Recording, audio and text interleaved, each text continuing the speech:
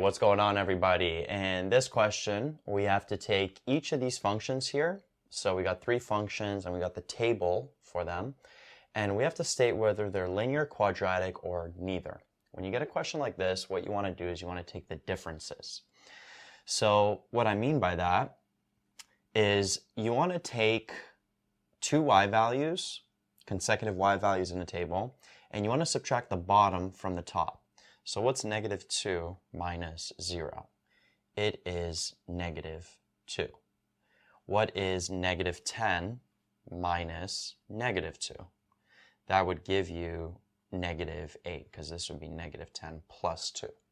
So this here, this difference is negative 8. Negative 24 minus negative 10, that would give you negative 14. Then negative 44 minus negative 24, that would give you negative 20, like that. So this column here is the first differences.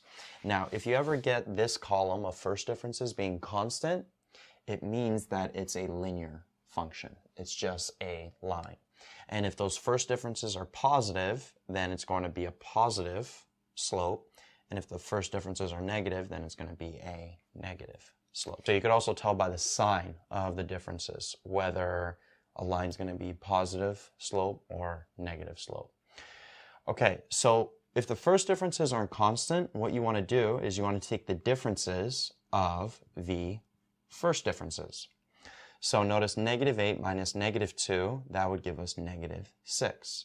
Negative 14 minus negative 8, that would give us negative 6. Negative 20 minus negative 14, that would give us negative 6.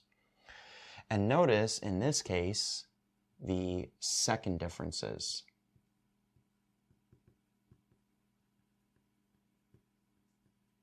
are constant, which means that this function here, it is a quadratic. So whenever the second differences are constant, it means that it's a quadratic function that you're working with in the table. What else can we tell? Now, if the second differences are negative, then it means that the quadratic is going to open down, okay, because the second differences are negative. So it's going to look something like that, right? It's going to be a parabola that's opening down. If the second differences were positive, it'd be a parabola that would be opening up. And if it's opening down, then we also know that the a value is negative. The a value being this coefficient right here. That's going to be negative. We don't know what the a value is, but it's going to be a negative value. Now the a value can also be in factored form like this, so it'll be negative there. Could also be in vertex form. Right, but whichever form it is, if the second differences are negative, then the a value is negative, which means the parabola is going to be opening down. If the second differences are positive, the a value will be positive, which means the parabola will be opening up. Right, and again, because the second differences are constant, then it's a quadratic. Now, if these weren't constant, so the first differences and second differences weren't constant, then it would be neither a linear or a quadratic. It might be something else. So whether that's, I don't know, an exponential function, trigonometric function, but it's not linear, it's not quadratic. Right? So number 1 is done. It's a quadratic. What about number 2? Well, same thing. Take the first differences. So you take the bottom minus the top. So 5 minus 2, that gives us 3. 8 minus 5, that gives us 3. 11 minus 8, that gives us 3. 14 minus 11 gives us 3. So this here